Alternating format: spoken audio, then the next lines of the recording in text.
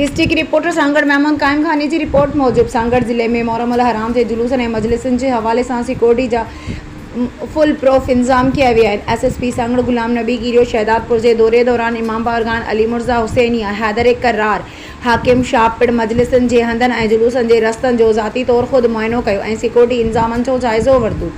Duty ते मुक़रर एहलकारन से मुलाक़ात कई ऐं उन्हनि खे पंहिंजी ज़िम्मेवारियुनि जी सासियत खां आगाह कंदे अलर्ट रहण जा हुकुम जारी किया।